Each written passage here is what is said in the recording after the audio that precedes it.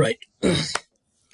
போன கிளாஸில் வந்து ஒரு என்டர்பிரைசஸ் நெட்வொர்க்கில் வந்து எதெல்லாம் வந்து நம்ம முக்கியமாக பார்க்க வேண்டிய விஷயம், இஐஜிஆர்பி நீங்கள் எனேபிள் பண்ணுறீங்களா, எதெல்லாம் முக்கியமாக நீங்கள் கவனிக்க வேண்டிய விஷயம்ன்றத நம்ம பார்த்தோம். ஒன்று வந்து சரியான சமரைசேஷன் பண்ணணும். பண்ணலைன்னா அதனுடைய விளைவுகள் ரொம்ப கஷ்டமாக இருக்கும். ஏன்னா சமரைசேஷன் பண்ணாதப்போ அப்டேட்ஸ் ஏகப்பட்டது போகும், பேண்ட்வித் அதிகமாகும், சிபியூ அதிகமாகும்.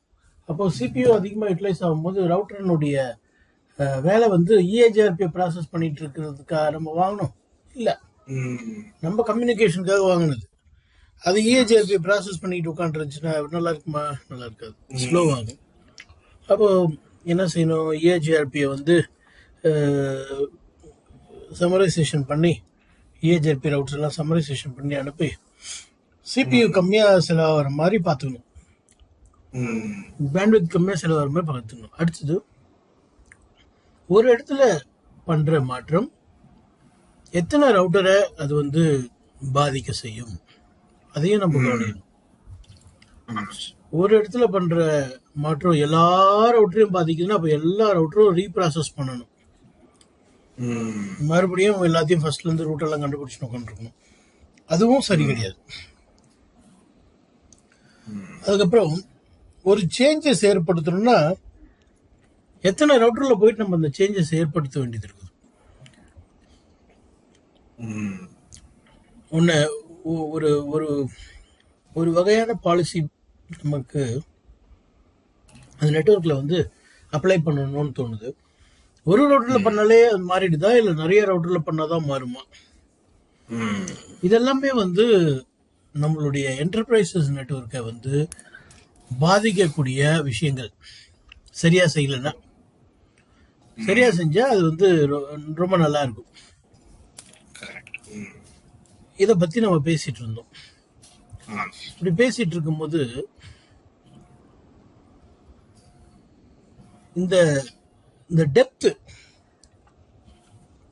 அப்புறம் இந்த நம்பர் ஆஃப் ரவுட்டர், ரெண்டாவது மூணாவது பாயிண்ட், இது நம்ம முக்கியமாக கவனிக்கணும். ஃபர்ஸ்ட் பாயிண்ட் வந்து நமக்கு தெரியும், சம்மரைசேஷன் மேட்டர் முடிஞ்சு எப்பயோ. இப்போ இந்த ரெண்டாவது மூணாவது பாயிண்ட் வந்து நம்ம கொஞ்சம் கவனத்தில் எடுத்துக்கணும். அப்போ நாலாவது பாயிண்ட்டும் அதில் சேர்ந்து வந்துடுது. அது எப்படின்னு பார்க்கலாம். இப்போ ஒரு பிரைமரி பாத் இருக்குது. ஸோ ஒரு இஏஜிஆர்பி இருக்கு, அது வந்து ஒரு பிரைமரி பாத்தை வச்சுட்டு இருக்கு.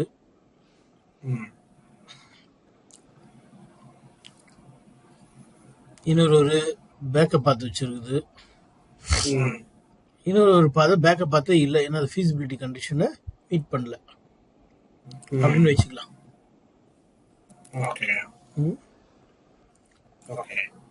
இது பேக்கப், இது பிரைமரி. ஏன் பேக்கப்னா அது ஃபீஸிபிலிட்டி கண்டிஷன் மீட் பண்ணதுனால டோபாலஜி டேபிள்ல இருக்குது. இது ஃபீஸிபிலிட்டி கண்டிஷன் மீட் பண்ணல, டோபாலஜி டேபிள் இல்லை. அதனால என்னதான் நீங்க வேரியன்ஸ் போட்டு மாத்தி மாத்தி போட்டு இருந்தாலும் அது வர போறது இல்லை. நீங்க வேரியன்ஸ் அதிகபட்சம் எவ்வளவு இருக்கோ அதை கொடுத்தா கூட அது வராது. அப்போ இங்க எங்கேயோ இருக்கிற ஒரு டெஸ்டினேஷனுக்கு 3 பாதை இருந்தாலும் உங்க இஏஜிஆர்பினால 2 பாதையை தான் பார்க்க முடியுது. அதுல ஒண்ணு வந்து பிரைமரி, இன்னொன்னு வந்து பேக்கப். இதுதான் ஒரு சூழ்நிலை. இந்த சூழ்நிலை என்னாச்சு, இங்க இருக்கிற ஒரு ரவுட்டர் என்ன பண்ண தெரியுங்களா? இங்க இருக்கிற இவன் திடீர்னு என்னாச்சு, என்னமோ பண்ணி ஷட் டவுன் பண்ணி விட்டான். இங்க கட் ஆயிடுச்சு ஒயர். அப்போ உடனே இந்த பிரைமரி ஆள் என்ன சொல்றாரு, ஏன்பா இந்த நெட்வொர்க் ஏற்கனவே நீ வந்து என் வழியா தான் வந்துன்னு இருக்கிற, இந்த நெட்வொர்க்கு போனோம்னா என் வழியா தான் வந்துட்டு இருந்த, இனி என்கிட்ட இல்ல அந்த ரூட்டு, நீ என்னை எதிர்பார்க்காத அப்படின்னு ஒரு மெசேஜ் அனுப்பிச்சிடும். ஏன்னா இந்த லிங்க் கட் ஆயிடுச்சுன்னா இங்க எங்கேயுமே போக முடியாது இல்லையா? ஆமா. அப்போ அந்த கோயம்புத்தூருக்கு போக முடியாது, அப்படின்னு ரோட் டேமேஜ் ஆயிடுச்சு அப்படின்னு இங்க இருக்கிறவன் தகவல் சொல்றான் இவனுக்கு. உங்களுக்கு தகவல் வருது. உடனே நீங்க என்ன பண்ணுவீங்க? இனி அது பிரைமரி ரூட் நமக்கு கிடையாது. அந்த ரோடு வந்து எப்படியும் நம்ம கவர்மெண்ட் வந்து நல்லா புழிஞ்சி லஞ்சம் வாங்கி அதை மூட்டை கட்டி வச்சுட்டு மீதி மிச்சம் இருந்தால் ஏதோ செய்யும். அதுக்கு எப்படியும் ஆகும் பல வருஷம். இனி அந்த ரூட் நமக்கு கிடையாதுன்னு முடிவு பண்ணுவீங்க. அப்ப என்னாச்சு? இதுதான் பிரைமரியா மாறிடுச்சு.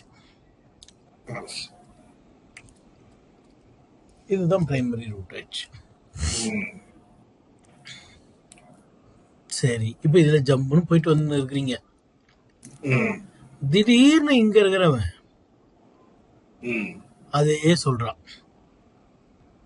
ஏன்னா இங்க இருக்கிற ஆளு பார்த்தான். இங்க இருக்கிறவன் இந்த வயரை கட் பண்ணி விட்டு நல்லா சம்பாதிக்கிறத பார்த்தான். ஓஹோ, இங்க எல்லாம் நல்லா இருந்தா சம்பாதிக்க முடியாது, கொஞ்சம் நாசமா போனாதான் சம்பாதிக்க முடியும் அப்படின்னு சொல்லி இதை வேணும்னே கடப்பாரத்தின் வந்து இடிக்கிறான். அது மாதிரி நிறைய வேலை பண்றாங்க. இப்ப இதுவும் போயிடுச்சு. இப்ப என்ன நடக்கும்? பிரைமரி ஃபர்ஸ்ட் இருந்துச்சு, பேக்கப் இருந்துச்சு. அந்த ஃபர்ஸ்ட் பிரைமரி போனதும் பேக்கப் பிரைமரி ஆச்சு. இப்ப அதுவும் போயிடுச்சு. இவருக்கு வந்து இது கணக்குல இல்ல. ஆனா இது வழியா போனா போலாம், கொஞ்சம் சுத்துதான் போலாம்.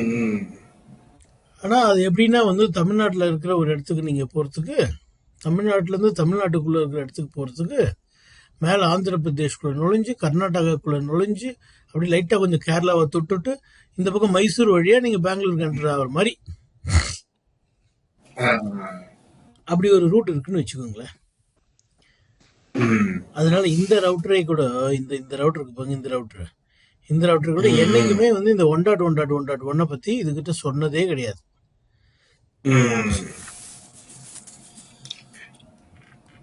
இப்ப இதுதான் சூழ்நிலைங்க.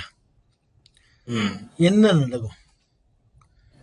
நடக்கும்னா, இப்ப இதுதானே போயிடுச்சு. அதாவது பின்னு வச்சுக்கலாம். பி வந்து என்கிட்ட இனி பாதை இல்லைன்னு சொன்னதுமே நீங்க என்ன பண்ணுவீங்க? ஏ கிட்டையும் சி கிட்டையும் கொரி பண்ண ஆரம்பிச்சீங்க. ஏ ஏற்கனவே ரொம்ப நேரத்துக்கு முன்னாடி சொல்லிச்சு என்கிட்ட இல்லைன்னு. ஆனாலும் இப்போ பிரைமரி ஒன்று போயிடுச்சுன்னா உடனே அதனுடைய வழக்கம் என்னன்னா, மற்ற கனெக்ஷனுக்கு எல்லாம் குவரி அனுப்பும். குவரிஸ் அனுப்பும். ஏன்பா, யாருக்காவது இந்த தொலைஞ்சு போன ரவுட்டை பத்தி உங்களுக்கு யாருக்காவது தெரியுமாப்பா, கொஞ்சம் சொல்லுங்கப்பா அப்படின்னு கேட்கும். இந்த கேட்டு அதுக்கு பதில் வர அந்த கால இடைவேளை இருக்கு பாருங்க, அதுதான் வந்து ஆக்டிவ் ஸ்டேட்னு சொல்லுவாங்க. ஆக்டிவ் ஸ்டேட்னா அந்த ரூட் லாஸ்ட் ஆயிடுச்சு, அதுக்கு இன்னும் சரியான ரூட் கிடைக்கல, குவரி பண்ணிருக்கிறேன், கேட்டிருக்கிறேன் அப்படிங்கிறாங்க இல்லையா, கேட்டிருக்கிறேன் பண்ணுகிறேன் அப்படின்னு அர்த்தம். அந்த பீரியட் வந்து ஆக்டிவ் ஸ்டேட். அந்த இந்த கோயம்புத்தூருக்கு போறதுக்கு ஆக்டிவ் ஸ்டேட்ல இருக்குன்னு அர்த்தம். ஆக்டிவ் ஸ்டேட்னா ரொம்ப சூப்பர் ஸ்டேட் இல்ல, காத்துக்கிட்டு இருக்கிறேன், ஒரு வழி கிடைக்குமான்னு பார்த்துன்னு இருக்கிறேன், அதுதான் ஆக்டிவ் ஸ்டேட்னு சொல்லுவாங்க. சரி, அடுத்தது queries are sent to all neighbors. A காமிச்சிச்சு, சி காமிச்சிச்சு இல்லையா, எல்லா இன்டர்ஃபேஸ் அந்த சக்சஸர் இன்டர்ஃபேஸ் தவிர. சக்சஸர்னா என்னது? இதுதானே சக்சஸரா இருந்துச்சு கடைசியா. அதை தவிர மற்ற எல்லாருக்கும் நீங்க என்ன பண்ணுவீங்க? கொரி அனுப்புவீங்க. ஒருவேளை ஏக்கு அந்த பாதை தெரியலன்னா ஏ அதனுடைய நெய்பருக்கு அனுப்பும். இங்க என்ன நல்ல விஷயம்னா, இங்க ரோடு உடைஞ்சு போயிருக்குது. ஒருவேளை உடையாம இருந்துச்சுன்னு வச்சுக்கோங்களேன், ம். ஆனால் இது வழியாக ரூட் வரல. 1.1.1.1 வழியாக இப்போ அட்வர்டைஸ்மெண்ட் வரல. ம். சரி, ஏ வழியாக வரல. ஏன் என்ன பண்ணும், தனக்கு தெரியலன்னா என்ன சொல்லணும் உங்ககிட்ட, எப்பா எனக்கு தெரியாதுன்னு சொல்லிடணும். ஆமா. அதை விட்டுட்டு தெரியும் தெரியலன்ற எந்த மேட்டரையும் சொல்லாம ஏ அதனுடைய கீழே இருக்கிற ரவுட்டருக்கு, ஏன்பா உனக்கு ஏதாவது தெரியுமா இந்த 1.1.1 பத்தி, அதுக்கும் தெரியல. அது என்ன பண்ணும், அதுக்கு கீழே இருக்கிறவனுக்கு அனுப்பும். அப்படிதான் இந்த சி ரவுட்டர் என்ன பண்ணுது, அது கீழே இருக்கிறவனுக்கு அனுப்பிட்டு. இப்ப அனுப்பிச்சதும் இல்லாம என்ன பண்ணுவாங்கன்னா, இவங்க எல்லாருமே வந்து ஆக்டிவ் ஸ்டேட்டுக்கு போயிடுவாங்க. அந்த நெட்வொர்க்குக்கு நான் காத்து கொண்டிருக்கிறேன். See, if the neighbor do not have lost route information, queries are sent to their neighbor. கீழே கீழே கீழே போயினே இருக்கும். இப்போ இந்த கதை தெரியுதா, depth of topology, number of router involved. இது அவாய்ட் பண்றது எப்படி, இதையே அவாய்ட் பண்ணணும்னு நீங்க கேட்கலாம். இப்போ இது queries அனுப்பிட்டு என்ன பண்ணுது தெரியுங்களா, ஆக்டிவ் ஸ்டேட்டுக்கு போயிடுது, காத்து இருக்குது. அப்போ எல்லாரும் காத்து நிற்பான், எவனும் பதில் சொல்ல போறது இல்ல, தெரிஞ்சதுன்னு சொல்றதுக்கு. அவன் அடுத்த அடுத்த அடுத்த ரவுட்டருக்கு அனுப்பிச்சிட்டு காத்துட்டு இருப்பான். அப்போ ரொம்ப நேரம் கழிச்சு சி என்ன சொல்லுது, ஏய் எப்பா என்கிட்ட வாப்பா, நான் பாத்துக்கிறேன், கொஞ்சம் தூரம் தான், அப்படியே ஆந்திரா வழியா கர்நாடகா வழியா கேரளா வழியா போலாம், என்கிட்ட ஒரு வழி இருக்குது வா அப்படிங்கிறான் சி. கொஞ்ச நேரம் கழிச்சு சொல்றான், ஏன்னா சுத்து வழி. குவரிஸ் அப்படியே போயிட்டு போயிட்டு போயிட்டு ஒரு ரவுட்டர் எங்கேயோ ஒரு 100வது ரவுட்டர் சொல்லுது, எனக்கு தெரியும் வான்னு. இப்படி அது அப்படி பரவி வருது. இப்போ உங்களுக்கு அந்த பாதை ஒன்று இருக்குதுன்னு தெரியுது. ஆனா நீங்க என்ன தெரியுமா பண்றீங்க, நீங்க ஆக்டிவ் ஸ்டேட்ல இருக்கிறவங்க என்ன தெரியுமா பண்ணுவீங்க, இல்ல நீங்க கொடுத்தீங்க ரொம்ப நன்றி, ஆனா நான் இன்னும் ஒருத்தங்கிட்ட கேட்டிருக்கிறேன், அவன் பதில் சொல்லட்டும், 2 பேர்த்தையும் நான் கம்பேர் பண்ணிட்டு நான் ஒரு முடிவு பண்ணிக்கிறேன். அப்போ சி கொடுத்திருந்தாலும் அதை பயன்படுத்த முடியாது. ஏன்னா மற்றவன் எல்லாம் பதில் சொல்லுவான், அவன் பெட்டரா கொண்டு வருவான் அப்படிங்கிற ஒரு எதிர்பார்ப்புல அந்த அல்காரிதம் என்ன பண்ணும், முடிவு எடுக்காம வெயிட் பண்ணும். சரி, அதை இப்போ படிச்சு பார்க்கலாம். அந்த 4வது லைன் படிங்க. If the neighbour do not have a lost route information, queries are sent to their neighbors. இது உங்களுக்கு புரிஞ்சு. அடுத்தது, if the route has an alternate route, it answers the query. This stops querying from spreading into the branch of the network. So இப்போ இந்த router என்ன சொல்லிச்சு, பாதை தெரியும்னு சொல்லிச்சுல்ல, அதனால ஃபர்தரா போகாம நின்றோம், query போகாம நின்றோம். ஆனா இங்க என்ன பண்ணிது, query போயிட்டே தான் இருக்கும், எல்லாருக்கும் தொலை பண்ணிட்டே தான் இருக்கும். இப்போ எல்லாரும் வெயிட் பண்ணிட்டு இருப்பான், யாராவது ஒருத்தன் பதில் சொல்லுவானான்னு. இந்த ரவுட்டரையும் சேர்த்து எல்லாரும் வெயிட் பண்ணிட்டு இருக்கிறாங்க. சி கொடுத்ததும் யூஸ் பண்ண முடியுதா, இல்ல, அதுதான் அடுத்த பேஜ்ல சொல்லும். பாருங்க எவ்வளவு கச்சா மச்சான் இருக்கு பாருங்க. ஒரு பிரைமரி ரூட் போனதும் பி என்ன பண்ணுது, ஆக்சுவலா இது வழியா ஒரு ரூட் இருந்துச்சு இந்த நெட்வொர்க்குக்கு. இந்த ரவுட்டர் சொல்லிடுச்சு, இனி இந்த நெட்வொர்க் என்கிட்ட இல்லப்பான்னு சொல்லிடுச்சு. இவனுக்கு அனுப்புறது எல்லாருக்கும் query அனுப்புறான். இவன் நெய்பருக்கு அந்த query இவனுக்கே வருது இன்னொரு வழியா, இப்படி வந்துட்டு இப்படி வருது, இப்படியே ஒரு சரியான சுத்தல நிக்குதுங்க. இது பிராக்டிகலா என்டர்பிரைசஸ்ல நடக்குது இல்லையா? இது என்ன பண்ணுவோம், நெட்வொர்க்கே மொத்தமா கொண்டு வந்துடும் கீழே. சரி, இதை அவாய்ட் பண்றதுக்கு என்ன பண்ணலாம்? இதை அவாய்ட் பண்றதுக்கு ஸ்டப் எனேபிள் பண்ணலாம். எப்படி ஸ்டப் இதை எப்படி சால்வ் பண்ணும்? இப்ப இப்போ இப்படி இருக்கிற கச்சா முச்சான் இருக்கிற இப்படி இருக்கிறத ஸ்டப் இப்படி மாத்திரும். ஓகே. இப்படி இருக்கிறது இது எப்படி ம் இருக்கும்? ம் ஆமா சார். இப்படி ஆயிரும். அது ஓகே. எப்படிங்கிறது தான் பார்க்க போறோம். ம் இப்போ இங்க ப்ராப்ளம் என்னன்னு புரிஞ்சுச்சா? ஆமா சார். அதுக்கு சொல்யூஷன் என்னன்னு சொன்னாங்க? ஸ்டப். ஸ்டப் இஏஜிஎல்பி ஸ்டப் எனேபிள் பண்ணீங்கன்னா நம்ம இதை சால்வ் பண்ணலாம் அப்படிங்கிறாங்க. ம் நீங்க ரொம்ப அருமையா சொன்னீங்க. நீங்க சொன்ன மாதிரியே வந்து இந்த ஸ்டப்பை நம்ம எனேபிள் பண்ணோம்னா இந்த அட்வான்டேஜ் எல்லாம் உண்டு. என்னது, ஜாஸ்தி வந்து டூப்ளிகேட் பேக்கெட்ஸ் எல்லாம் போயிட்டு சுத்திக்கிட்டு ரிசோர்ஸ் எல்லாம் வேஸ்ட் பண்ணாது. இந்த ரெடியூஸ் பண்ண சிபியூ யூட்டிலைசேஷன்லாம் கொஞ்சம் குறைச்சி விடும். ம் அப்புறம்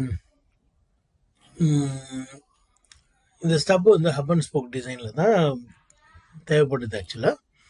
ம் இதை என்ன பண்ணும், அது எனேபிள் பண்ணா ஸ்டப் என்ன பண்ணும்னா,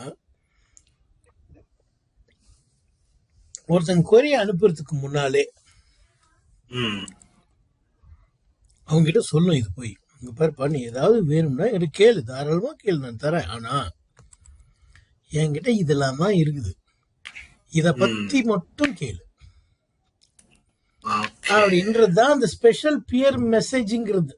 ஸ்பெஷல் பியர் இன்ஃபர்மேஷன்ங்கிறீங்களா இங்க மூணாவது பாயிண்ட். ம் ம் அப்போ நீங்க வந்து ஸ்டப்னு கன்ஃபிகர் பண்ணிட்டீங்கன்னா அந்த ரவுட்டர் மற்ற நெய்பர்கிட்டலாம் போயிட்டு, இங்க பாரு நான் வந்து இந்த மாதிரி ஒரு ஸ்டப்ல வந்து 5 வகை இருக்குது, நீங்க என்ன வகை ஸ்டப் எனேபிள் பண்றீங்களோ அதுக்கேற்ற மாதிரி அது ஒரு மெசேஜ் அனுப்பும். நான் வந்து இந்த மாதிரி ஒரு ஸ்டப் என்கிட்ட இந்த நெட்வொர்க்ல தான் நீ எதிர்பார்க்கலாம். ம் வேற ஏதாவது குவரினா என்கிட்ட கேட்காத, தயவு செய்து வேஸ்ட் உனக்கு கேட்காத ஓகே. அப்படின்னு சொல்லிட்டோம். ப்ராப்ளம் சால்வ் பாருங்களேன். இப்போ ப்ராப்ளம் எங்க வந்துச்சுன்னா, கொரியை அனுப்பி அவன் பதில் சொல்லாம வெயிட் பண்ணதுனால தான் ப்ராப்ளம் வந்துச்சு. ம் ஆமா சார். ஆனா இங்க அப்படி கிடையாது. கரெக்ட்.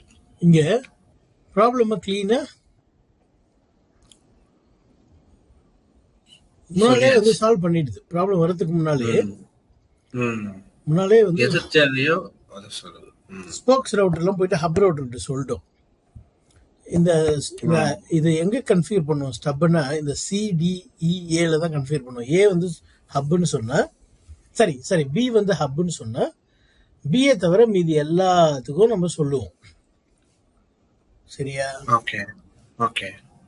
அப்போ இந்த எல்லா ரவுட்டரும் பி கிட்ட போய் சொல்லிடும், முன்னாலே சொல்லிடும், எனக்கு இந்த நெட்வொர்க்குலாம் டீட்டெயிலா தெரியும் விஷயம், நீ எப்பனாலும் கேட்கலாம் என்கிட்ட, நான் பதில் சொல்றேன்.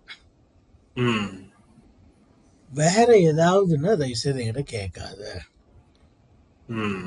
அப்போ உங்களுக்கு தான் தெரியும், நீங்க தானே ஓனர் இந்த நெட்வொர்க்கு, உங்களுக்கு தெரியும் என்ன ஸ்டெப் கன்ஃபிகர் பண்ணணும், அப்போ இந்த ப்ராப்ளம் சால்வ் பண்ணணும். இப்போ தெரிஞ்ச விஷயத்தெல்லாம் சொல்லலாம், இதெல்லாம் எனக்கு தெரியும் நீ சொல்லு, மீதியெல்லாம் நீ வந்து எதிர்பார்க்காதன்னு சொல்லிடு அப்படின்னு நீங்க கன்ஃபிகர் பண்றது பேர் தான் ஸ்டப். ஓகே. அப்போ இந்த மாதிரி டூப்ளிகேட் ஆயிட்டு இப்படிலாம் சுத்திட்டு இருக்கிறத அவாய்ட் பண்ண முடியுது. பாருங்க, இப்போ லாஸ்ட் பாயிண்ட் பாருங்க, neighbour that receives the packet information it of the stub does not query.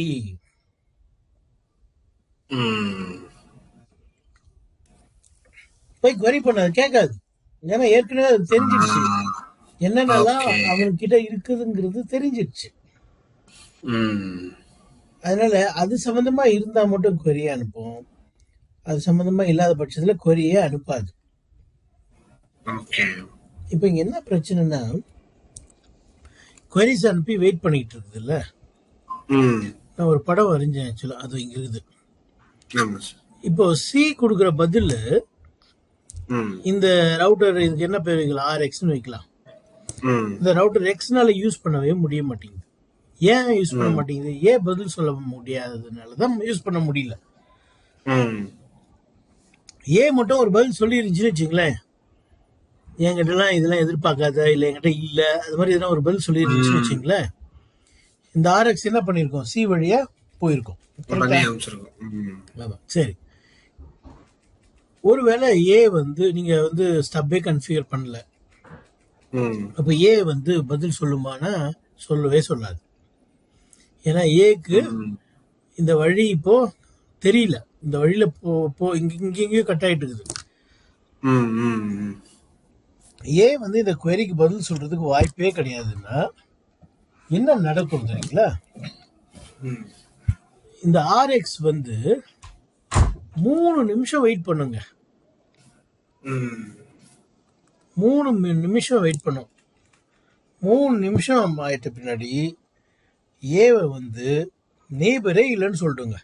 மறுபடியும் சொல்றேன், இது எவ்வளவு பெரிய பாதிப்பு உண்டு பண்ணும் நீங்க கற்பனை பண்ணிக்கோங்க. நான் சொல்றேன், ஆர்எக்ஸ் என்ன பண்ணிச்சு, ஏ கிட்டயும் சி கிட்டயும் query அனுப்பிச்சிச்சு.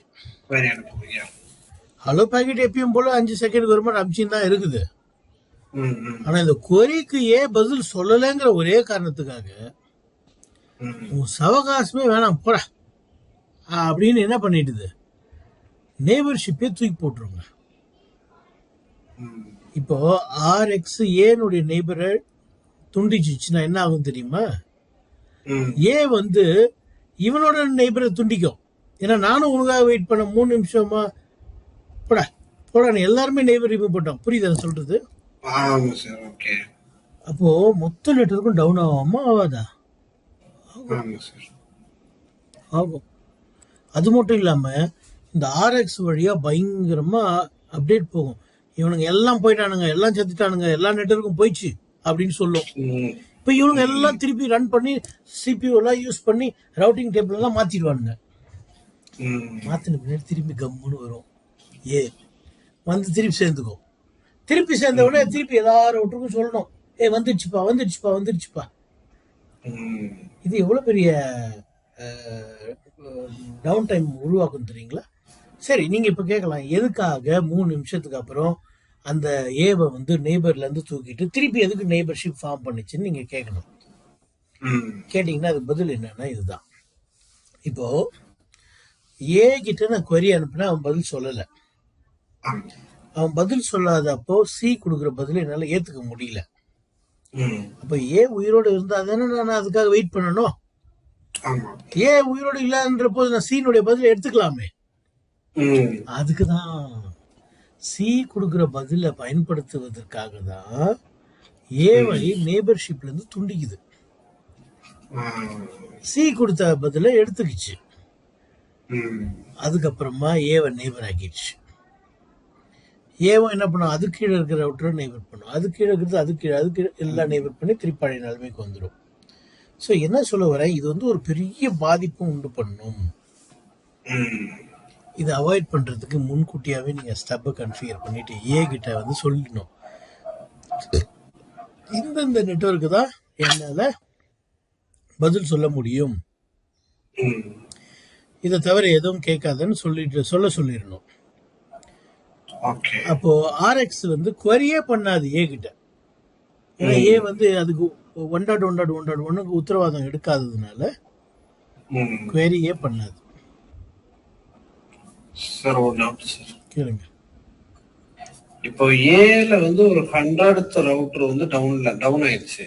ம் ஸோ ஆர்எக்ஸ் வந்து சிக்கும் ஏக்கும் அனுப்பி சீட்டை வர இன்ஃபர்மேஷன் ஏவோட கம்பேர் பண்ணதுக்கு அப்புறம் அனுப்பணும்னு வெயிட் பண்ணுது. ஆமா. ஆனா ஏ வந்து ம் 100வது ரவுட்டர் டவுன்னு சொல்லி அந்த கொயரிய வந்து ஆர்எக்ஸ்க்கு லேட்டா கூட அனுப்பாதா சார்? கொயரி ரிட்டர்னே வராதுங்களா? ம்ஹும். இது query வந்து ரிட்டர்ன் எப்படி வரணும்னா ரிப்ளையாக தான் வரணும். நான் கேட்கறதுக்கு அது பதில் மட்டும் தான் சொல்லணுமே ஒழிய மற்ற சாக்கெல்லாம் சொல்லக்கூடாது. ஓகே. நான் 1.1.1.1க்கு உனக்கு வழி தெரியுமான்னு கேட்குறேன், அது மட்டும் தான் அதுக்கு ரிப்ளையாக சொல்லணும். ம் அந்த ரிப்ளை வரதுக்கு வாய்ப்பே இல்லைன்னு வச்சுக்கோங்களேன். அப்போ அந்த ஏவை நெய்பர்லேருந்து எடுத்துட்டு சி கொடுக்குற ரூட்டை யூஸ் பண்ணிட்டு ஏவை திருப்பி நெய்பரை ஃபர்ஸ்ட்லேருந்து ஃபார்ம் பண்ணி போயிட்டு இருக்கும். இதை அவாய்ட் பண்ணணும்னா நீங்க என்ன பண்ணணும், ஸ்டப் கன்ஃபிகர் பண்ணணும். சரி, இப்போ இந்த மெயின் பேஜ் தான் முக்கியமான பேஜ். இந்த பேஜ் நல்லா புரிஞ்சுச்சா? Okay sir. அருமை. அடுத்து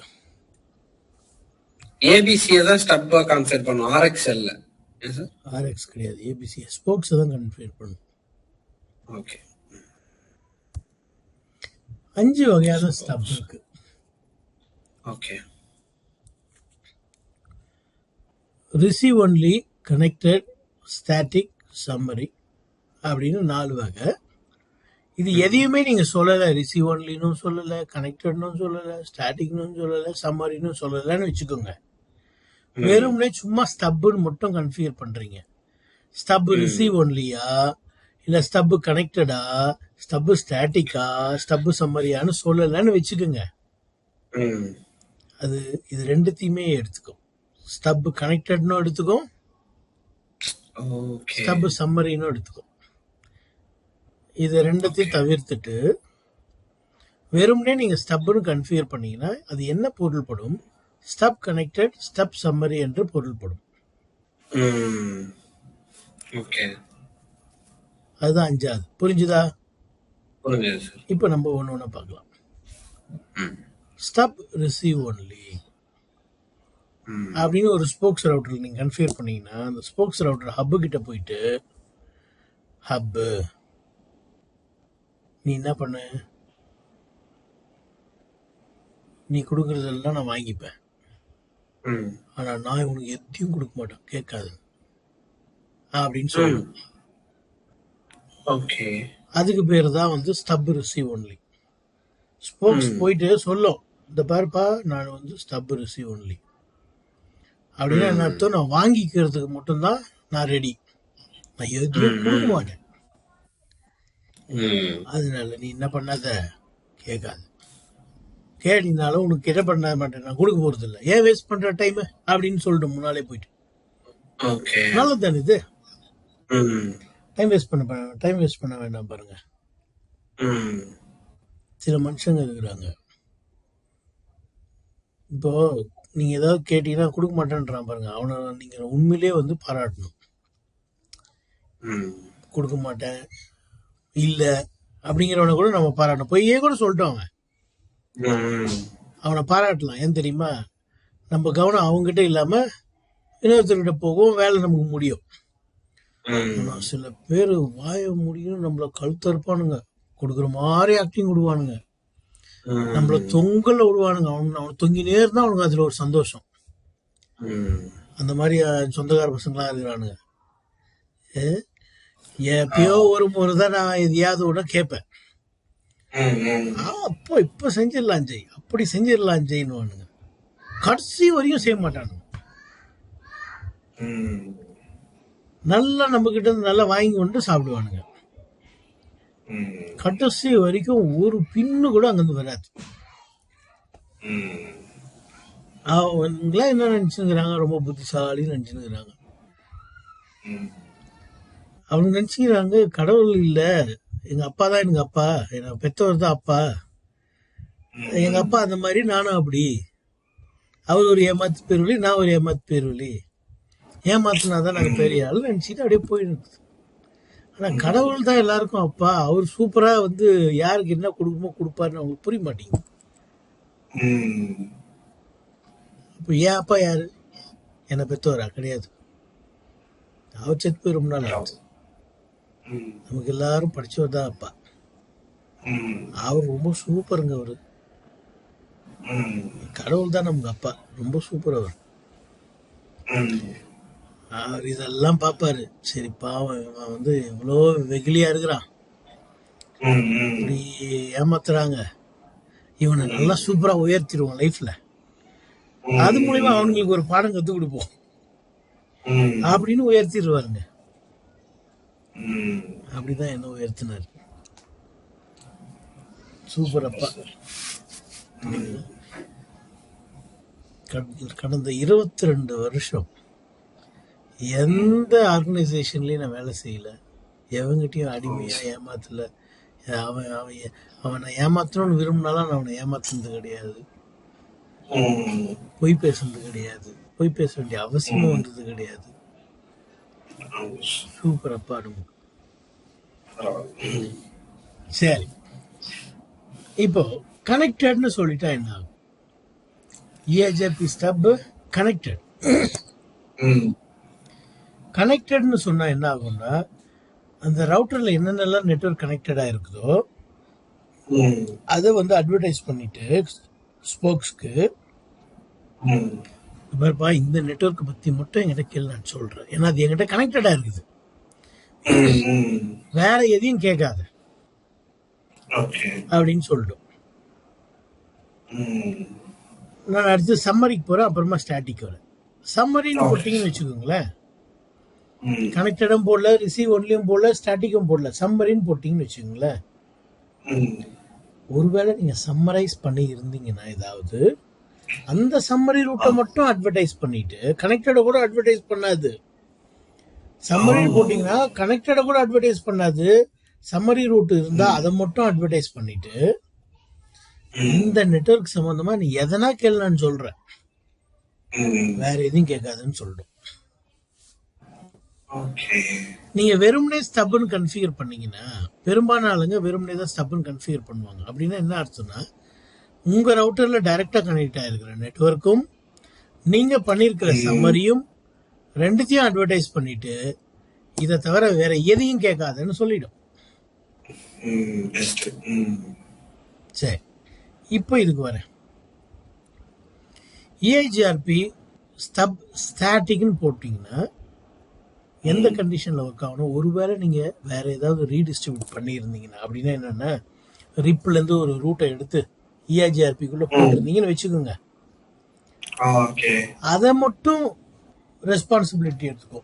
பாருப்பா, இது மட்டும் தான் என்கிட்ட இருக்குது, இந்த ரிப்லேருந்து வர ரூட்டை மட்டும்தான் நீ என்கிட்ட கேட்கலாம், இது சம்மந்தமாக மட்டும் தான் கேட்கலாம், வேற எதையும் கேட்காது. என்கிட்ட கனெக்டட் இருக்குது ஆனால் நான் கொடுக்க மாட்டேன், சம்மரி இருக்குது ஆனால் நான் கொடுக்க மாட்டேன்.